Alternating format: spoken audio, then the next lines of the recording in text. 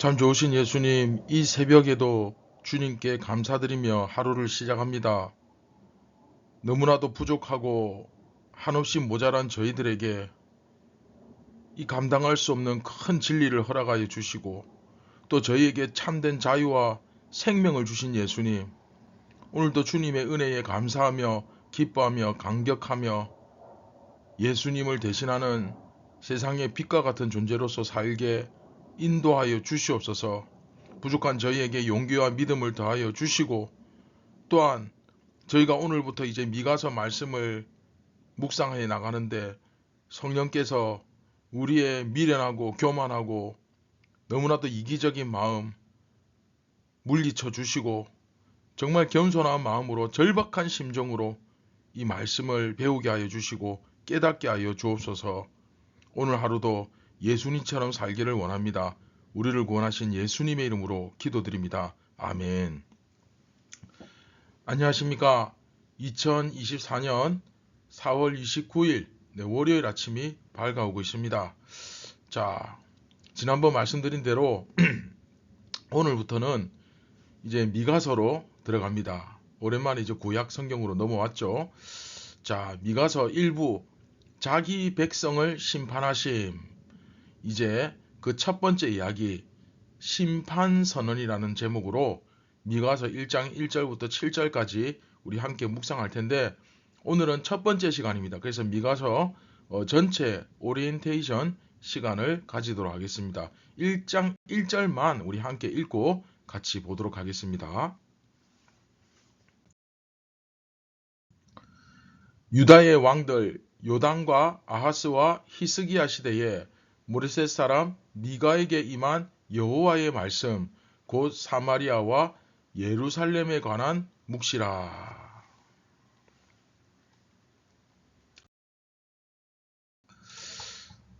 자, 여러분 오늘부터 미가서로 들어갑니다. 자, 화면 보시면 지도가 나오죠.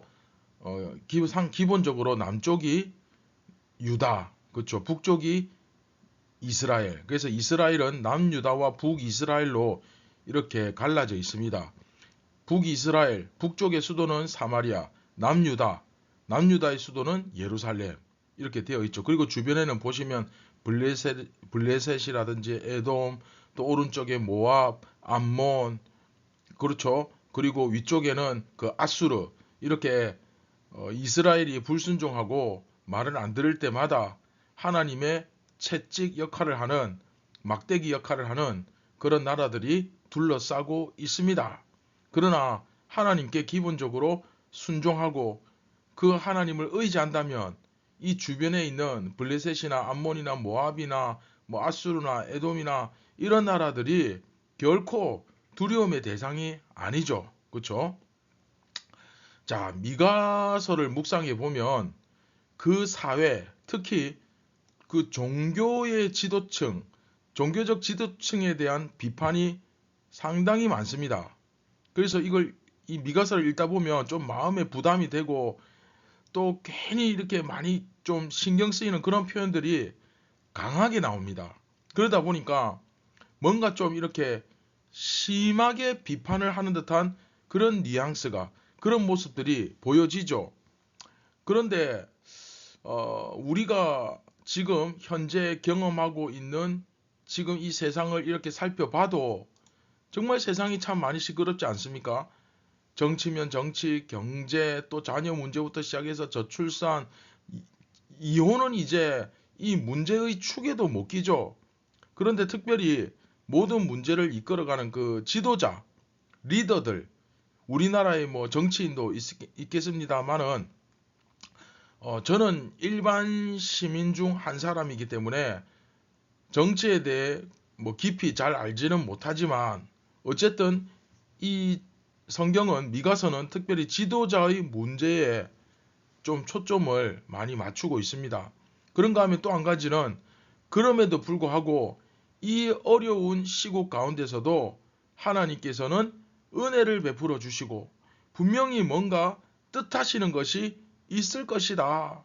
이 길이 옳은지 또 저 길이 옳은지 우리는 참 알 수 없을 때가 많지만 그러나 주님께서는 반드시 그 길을 내시고 그 가르쳐 주시는 길을 또 우리는 인내심을 가지고 계속 따라가다 보면 그 길 끝에는 하나님께서 가장 좋은 길로 우리를 인도해 주실 것이다 하는 그 메시지가 나옵니다. 여러분 이것을 꼭 믿으시길 바랍니다. 비록 지금은 힘들고 비록 지금은 참 많이 고통스럽다 하더라도 실제로 뒤를 돌아보면 이 전화위복의 은혜가 우리 각자에게 임할 것입니다. 물론 내가 불순종하고 그쵸? 말씀을 그 주님을 가까이 하지 않음에도 불구하고 무조건 하나님은 복 주실 것이다. 잘 될 것이다. 은혜를 베풀어 주실 것이다. 이런 건 정말 말도 안 되는 얘기겠죠. 그쵸? 오히려 이건 굉장히 큰 문제가 되겠지만 우리 고린도 전서에서 배운 자 참고로 말씀드리면 우리가 이제 앞에서 요한복음 4장부터 쭉 이렇게 같이 공부했고 그 다음에 고린도 전서를 했고 이제 오늘 미가서로 들어갔잖아요. 그렇기 때문에 기본적으로 요한복음과 고린도 전서의 메시지를 미가서를 하면서 깔고 들어갈 것입니다. 제가 늘 말씀드리죠. 성경은 성경으로 해석해야 된다. 그래서 시간 되시면 혹시 고린도 전서와 요한복음을 공부하지 못하신 분들은 개인적으로 공부하시면 이 미가서를 보실 때 좀 더 깊은 이해와 도움을 줄 것이라 생각됩니다. 자, 그래서 어쨌든 자, 고린도 전서에서 배운 그 하나님의 나라와 그 의, 그쵸? 부활의 유니버스, 그쵸? 그 부활의 소망을 바라보며 우리가 오늘도 한 걸음씩 이렇게 나아간다면 분명히 주님은 각자에게 견딜 힘과 지혜를 주실 것을 믿습니다. 그쵸? 우리는 이 세상에서 그냥 죽고 끝나는 존재가 아니라 반드시 부활합니다. 그쵸? 믿는 자들은 세상에서 죽고 끝나고 없어지는 것이 아니라 부활해서 영원히 살아갑니다. 자, 오늘 하루를 시작하는 성도 여러분, 내가 흔들리지 않고 끝까지 이 말씀을 붙들고 있으면, 기도하고 있으면 우리 주님께서 나의 이 간구와 간절한 부르짖음과 어려움을 들으시고 아시고 내 기도에 응답하신다는 사실, 이것을 꼭 믿으시고 오늘 하루도 주님과 함께 이 말씀과 함께 기도로 힘차게 시작할 수 있었으면 좋겠습니다. 그런 기대와 믿음을 가지고 자 이제 오늘 미가서를 시작하도록 하겠습니다. 자 이제 미가서를 시작합니다. 미가서는 일단 내가 이 미가 선지자가 내가 언제 사역했던 사람이다 라고 이렇게 명확하게 우리 아까 1장 1절 읽었죠. 명확하게 소개를 하면서 시작하기 때문에 그 시대적 배경도 명확하고 그리고 그 시대적 배경이 명확할 뿐 아니라 증거도 있습니다. 이사야와 같은 동시대에 사역했던 선지자거든요. 그러니까 어떤 선지서는 보면 이 선지자가 어떤 시대에 사역했는지 활동했는지 이게 좀 모호한 그런 게 있는데 미가서는 명확합니다. 그래서 이사야의 시대, 그렇죠? 그때 활동했던 선지자가 미가서고, 그러니까 이 이사야의 당시의 시대가 어떤 상황이었냐면 북이스라엘은 그야말로 위태위태한 거의 망하기 일보 직전이고, 그리고 남유다도 뭐 마찬가지로 북에서 막 밀고 내려오는 그 아수르의 위협을 받아가지고 어떻게든 그것을 버티고 있는 그런 어떤 시대적 상황, 바로 그런 상황에서 사역했던 선지자가 미가 선지자입니다. 자, 이사야서 같은 경우는 여러 가지 이야기를 합니다. 뭐 종교적 문제, 정치적 문제, 또 그 백성들 한 사람 한 사람 그 삶의 문제 굉장히 길게 무려 66장에 걸쳐서 정말 길죠. 제 생각에 이사야서를 시작하면 최소 빨리 해도 2년은 걸릴 것 같은데 자 성경도 근데 묘하게 66권이죠. 근데 이사야서도 66장으로 되어 있습니다. 그 장수에 걸맞게 상당히 많은 것을 이야기하는 데 비해서 이 미가서는 일단 짧죠. 네, 전체 7장밖에 안 됩니다. 7장밖에 안 됩니다. 그러니까 이 짧은 장수에 걸맞게 문제의 핵심을 딱 정확하게 찍어서 딱 설명을 하는 거예요. 그게 뭐냐? 그 당시 정치적, 종교적 지도자들에 대한 비판입니다. 그러다 보니까 조금 내용이 신랄합니다. 막 둘러서 길게 이야기할 시간이 없어요. 7장밖에 안 되는데. 그렇죠? 그래서 우리가 이 미가서를 함께 읽다 보면 야, 좀 이거 비판하는 거 싫어하시는 분들은 조금 마음이 불편할 수도 있습니다. 좋은 게 좋은 거야 하는 분들은 굉장히 어려울 수 있습니다. 제가 이제 미가서를 읽으면 그냥 평이하게 무난하게 좀 들릴 수 있겠지만 사실은 이게 이제 그야말로 삿대질을 하면서 막 야단을 치고 있는 그런 내용이거든요. 저는 배우가 아니라서 실감나게 그렇게 읽지를 못하는데 어쨌든 우리 앞에서 그 고린도전서 했잖아요. 그렇죠? 바울이 고린도전서를 막 꾸짖고 질타할 때 우리가 야 정말 이렇게까지 해야 될까 싶었는데 미가서는 고린도전서에 비하면 정말 이 고린도전서는 아무것도 아닐 정도로 네, 그 정도로 좀 셉니다. 자, 그런 내용인데 그럼에도 불구하고 참 재밌는 것은 굉장히 어조가 강합니다. 그리고 굉장히 직설적이고 비판적입니다. 그런데 그렇게 비판적임에도 불구하고 또 마지막에 보면 하나님께서는 자기 백성을 보호하시고 지키신다라는 이 기본적 메커니즘은 절대 안 변합니다. 계속 가지고 갑니다. 이걸 안 버리세요. 정말 재밌죠? 굉장히 신랄하게 비판을 하는데 또 그럼에도 불구하고 하나님의 사랑, 하나님의 보호하심을 꼭 설명을 합니다. 이게 좀 이제 재미있는 부분이죠. 그렇죠? 자, 그리고 미가서는 뭐 전반적으로 다양하게 그 구조를 나누시는 분들이 있지만 그래도 이렇게 세 구조로 나누는 쪽이 가장 많은 것 같습니다. 이렇게 화면 보시면 1부, 2부, 3부 뭐 우리 드라마로 따지면 시즌 1, 시즌 2, 시즌 3 그쵸? 그래서 이렇게 1장부터 2장, 1장, 2장이 1부, 3장부터 5장이 2부, 마지막 6장, 7장이 3부 이제 이렇게 보는 것이 가장 보편적이고 무난하게 이제 보는 거죠. 그래서 왜 이제 그러면 1부, 2부, 3부를 이렇게 나누느냐? 이게 이제 시작할 때마다 1부에서도 2부에서도 3부에서도 시작할 때마다 들으라 하는 말이 나옵니다. 왜 우리 그 많이 들어보셨잖아요. 들으라 이스라엘, 쉐마 이스라엘. 그렇죠? 이런 말 들어보셨죠? 쉐마 이스라엘 하는 것이 나오는데 여기서는 쉐마 이스라엘 할 때 이 쉐마가 복수형으로 바뀌어서 시무가 나옵니다. 그래서 복수형으로 너희는 들으라. 쉐마 이스라엘 아니라 시무. 그렇죠? 시무 이스라엘. 너희는 들으라. 이런 식으로 어쨌든 들으라 하는 이 메시지로 시작합니다.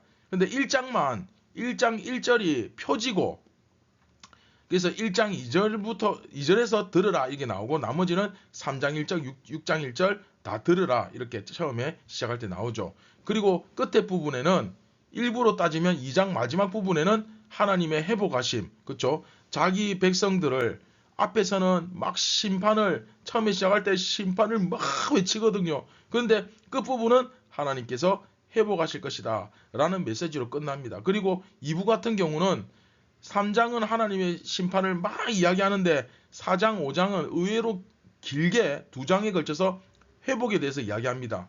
왜냐하면 여러분 앞 화면 보시면 2부 제목이 뭡니까? 심판 후 예루살렘의 영광을 회복하신다.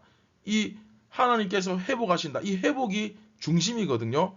그러니까 아무래도 회복에 대해서 좀 이야기를 많이 하는 편입니다.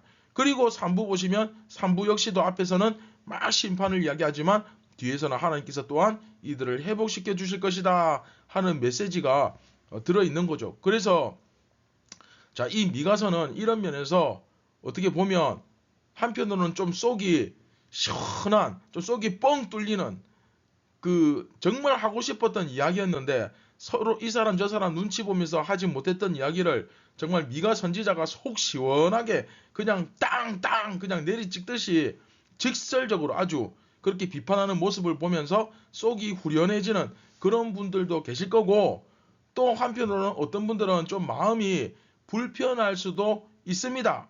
본인이 찔려서 그럴 수도 있고 또 저도 마찬가지로 저도 목사이기 때문에 이 미가서 말씀이 결코 편하지 않을 겁니다. 굉장히 불편할 겁니다.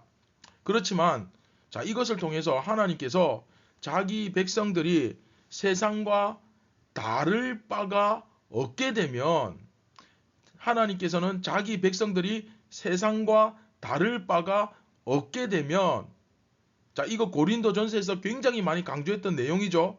너희가 세상이냐 교회냐 기억나시죠? 즉 하나님의 백성이 세상보다 못하게 되는 것이 아니고 하나님께서는 세상과 자기 백성이 똑같은 것 자체를 받아들이지를 않으십니다. 자, 다시 하나님의 백성이 세상보다 못하게 되는 게 아니고 아예 하나님께서는 세상과 자기 백성이 똑같은 거 이거를 받아들이질 않습니다. 사실은 세상보다 조금이라도 나아야 합니다. 그런데 조금 낮게 되면 계속 비판이 들어옵니다. 그래서 사실은 조금 나은 정도가 아니라 훨씬 나아야 됩니다. 하나님의 백성들은 세상보다 나아야 하는데 세상보다 나을 것이 없는 상황이 되면 그렇죠? 하나님께서 그 백성들을 징계하시고 경고하시는 그런 모습을 볼 수 있는데 그것이 특별히 이 미가서에서 본문을 통해 잘 나타나고 있죠. 자, 그러면 우리가 이제 1부를 시작하니까 1부 구조 다시 한번 보겠습니다. 자, 1부의 구조는 이렇게 되어 있습니다. 제가 아까 말씀드린 대로 이제 3개의 에피소드로 되어 있죠.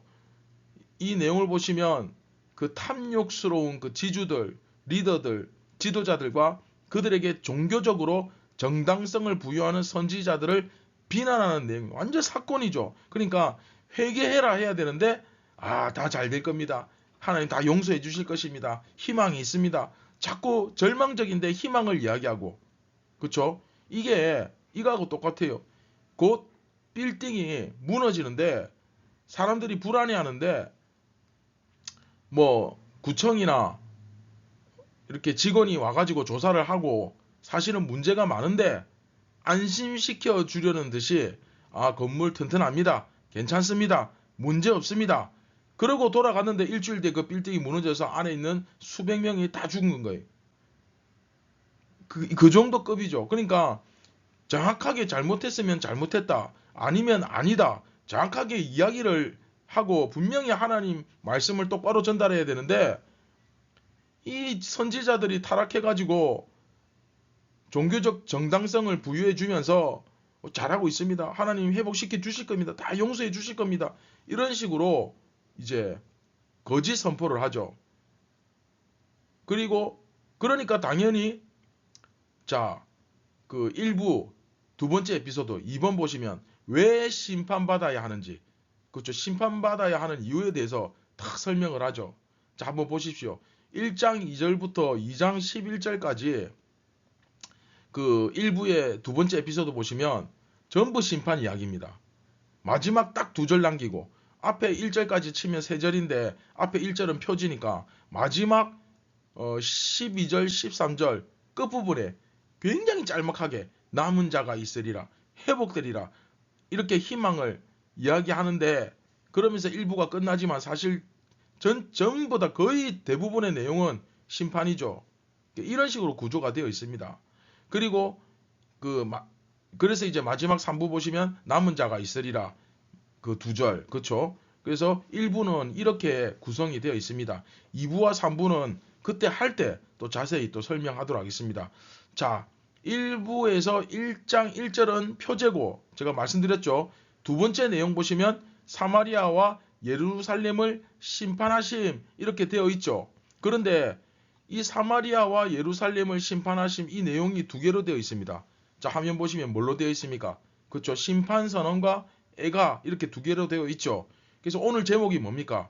그렇죠. 심판 선언이죠. 그래서 본문을 1장 1절부터 7절까지 잡은 겁니다. 그래서 1부 첫 번째 이야기 그 화면 보시면 A로 되어 있죠. 심판 선언까지 심판하심까지 이번 이야기 첫 번째 이야기는 다루도록 하겠습니다.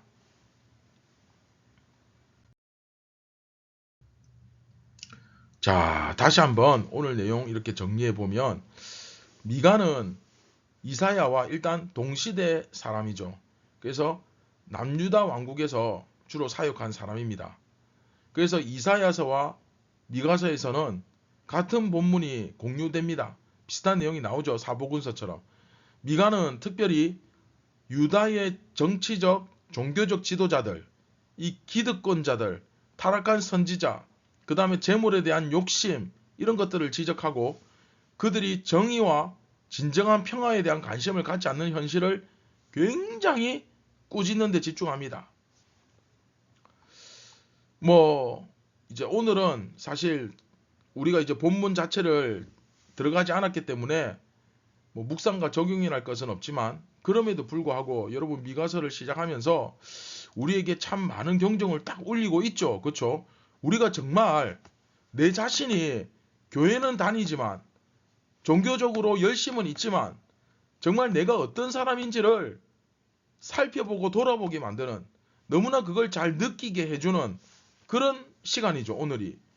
하나님은, 단도직입적으로 이야기하면 하나님은 우리가 세상과 비슷하거나 조금 나은 거, 그런 것 자체를 용납을 안 하십니다. 그것 받아들이지 않습니다. 하물며 세상과 비슷하다? 그러면 반드시 경고와 징계가 그렇죠 들어오겠죠.